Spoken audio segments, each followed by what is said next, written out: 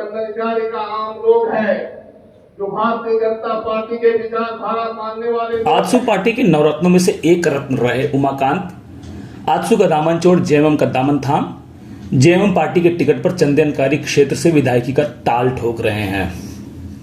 कल तक जम्मू सरकार पर तीखी टिप्पणी करने वाले उमाकांत आज चंदनक्यारी स्थित जेएमएम कार्यालय में पार्टी कार्यकर्ताओं संग बैठक कर इस सीट को लेकर मंथन किया है। कल तक एनडीए की गुणगान करने वाले उमाकांत आज अपने विरोधियों के साथ बैठक कर यह जता दिया कि राजनीति में कोई किसी का शत्रु नहीं होता है। इस बैठक में सबसे बड़ी बात यह देखने को मिली कि जेएमएम का एक धड़ा इस बैठक से दूरी बनाए रखा। जिन्होंने चंदनक्यारी सीट को सींच कर यहां तक पहुंचाया उसे ही फसल काटने के वक्त बेदखल कर दिया जाएगा तो उसका क्रोधित होना लाजमी है। जी हम बात कर रहे हैं पिछली बार जेएमएम के टिकट पर चुनाव लड़ चुके विजय रजवार की। बावजूद इसके अब जेएमएम के हो चुके उमाकांत अपने जीत को लेकर आशान्वित हैं। उन्होंने मीडिया से बात करते हुए कहा कि इस बार चंदनक्यारी की जनता ने उन्हें जिताने का मन बना लिया है। साथ ही उन्होंने कहा कि इस क्षेत्र में भाजपा उनके लिए कोई चुनौती नहीं है। कल तक एनडीए का हिस्सा रहे उमाकांत अब तो भाजपा को चुनौती भी नहीं मान रहे हैं। इसे ही कहते हैं चुनाव के वक्त गुलाटी मारने वाले नेताओं को खुद भी पता नहीं होता कि किधर गुलाटी लगाएंगे। बहरहाल एक बात तो तय है कि उमाकांत के पाला बदलने के बाद चंदनक्यारी के चुनावी रण क्षेत्र में मुकाबला दिलचस्प होने वाला है। इंडी गठबंधन की आज बैठक थी। इस बैठक में इंडी गठबंधन के जो भी घटक दल हैं सभी दल के कार्यकर्ता यहाँ पर उपस्थित हुए थे। अब कार्यकर्ताओं का जोश खरोश देख के आपको पता चल रहा होगा कि चंदनक्यारी में एक बहुत बड़ा बदलाव का संकेत है। चंदनक्यारी का जनता का पूरा आवाज़ है बदलाव का। यहाँ कोई समीकरण नहीं बनता है। इसमें समीकरण का मतलब होता है कोई दूसरा इंगित की ओर इशारा कर रहे हैं आप। यहाँ चंदनक्यारी में एक समीकरण है कि अमर बावरी को हराना है। ये एक समीकरण है। चंदनक्यारी का आम जनमानस गोलबंद हुआ है इसके 10 साल के कुशासन के कारण।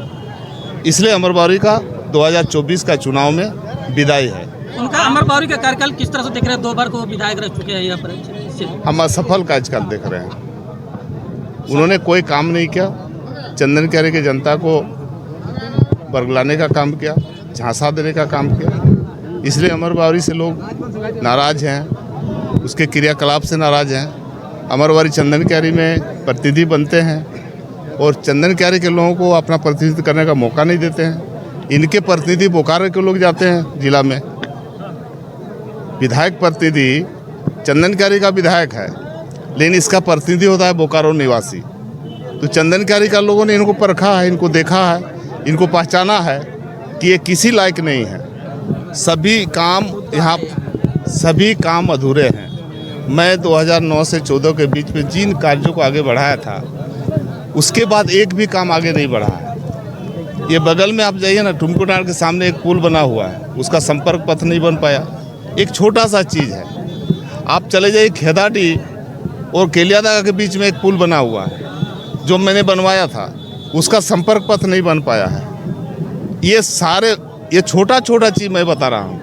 आप चले जाइए वहाँ हड़ाई कुरवा के पास में, हड़ाई कुरवा आसनसोल के बीच एक पुल बनाया, हमारा सेंक्शन किया हुआ पुल था, उसका संपर्क पथ नहीं बन पाया है। आज जाकर गलगल टांड से भोजूटी तक आप रोड का हालत जाके देख लीजिए कि कैसे लोग वहाँ पर कैसे जा रहे हैं और आ रहे हैं, कितना जर्जर हालत। अब अगर कोई गर्भवती महिला अगर आएगी तो ऐसा लगता है उसका प्रसव हो जाएगा रोड में। लेकिन सवाल ये उठता है कि कोई काम ही नहीं किया है।